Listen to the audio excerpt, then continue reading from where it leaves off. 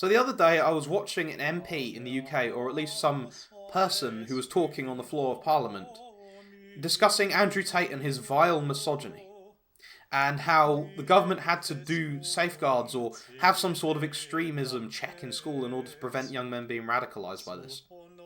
Now, it's really simple why young men are doing this. I can say this as a young man who was involved in that sphere, who's read Tate's book. And the simple fact is that these men tell more truth than the schools do. It really is that simple. Now, Andrew Tate does not tell the full truth, and these men often do not tell the full truth. They sell an empty life. They sell a life that is ultimately not ordered towards God as it should be, and as it ought to be, but they are providing more truth than the schools that the children are being sent to. And not to mention the fact that young men feel very persecuted, particularly if they're white, because regardless of what they do, they'll be racist or misogynistic, and that breeds resentment, and that means they'll go, right, okay, system doesn't care about me, I'm going to go check out this guy. Right? Instead of trying to trample down on this as if it's some sort of terrorist threat, which for some it is, how about instead of doing that, you start teaching men about reality and stop teaching them that they're hateful when they do nothing? It is really as simple as that.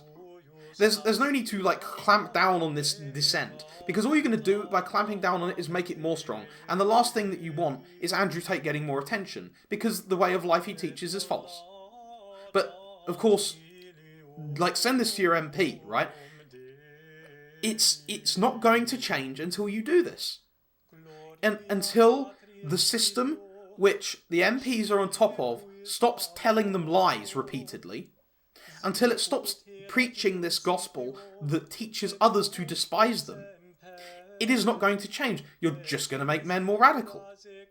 And that's going to lead to more terrorism. It's going to lead to more actual misogyny, which I believe that Andrew Tate actually is. You will, the only way you're going to solve this is by giving men some concession.